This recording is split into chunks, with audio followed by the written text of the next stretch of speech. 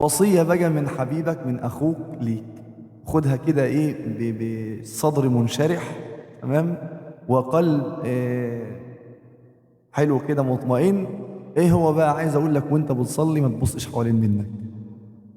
وأنت بتصلي مش لازم تعرف محمد وإبراهيم بيعمل إيه، لا لا، خليك مع ربنا سبحانه وتعالى في الصلاة. لما أنت تيجي تصلي كده والله أكبر، ساعة ما ترفع إيدك كده سيب الدنيا، مالكش دعوة بحد، خليك مع ربنا. انت تعبت وتوضيت وذهبت الى المسجد، خلاص انت جيت.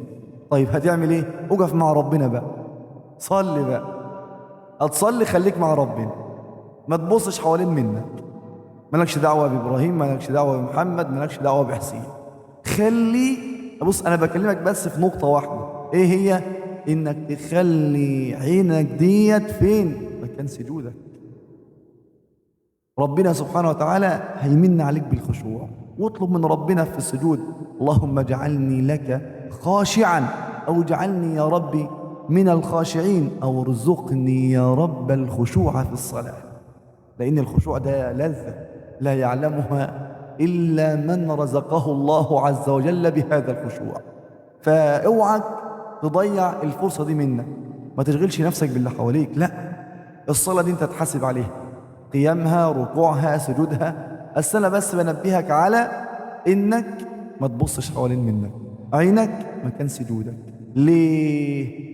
وانت بتصلي ما دام قلت الله اكبر وخلاص هتصلي، ايه اللي بيحصل بقى؟ صلي على النبي صلى الله عليه وسلم، ينظر الله اليك في الصلاه.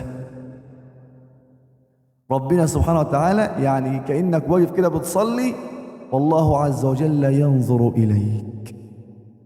تعرف انت لما عينك تروح يمين وشمال، الله أكبر، بسم الله الحمد لله رب العالمين الرحمن الرحيم مالك يوم الدين، وتعد اللي في المسجد كله، خسران. خسران ايه؟ لأنك انت أول ما عينك راحت يمين وشمال في الصلاة، ايه اللي يحصل؟ خلاص ربنا سبحانه وتعالى يصرف نظره عنك. خلاص هو كان بيبص لك كده في السجود، انت خلاص عينك اشتغلت يمين وشمال، خلاص صلي بقى براحتك، ما هي إلا حركات تؤديه. فاحذر أن تكون من الذين أعينهم تدور في الصلاة، يعد اللي واقف واللي جالس واللي ماشي واللي قاعد واللي بيسبح وكم نملة طلعت على الحيط. إياك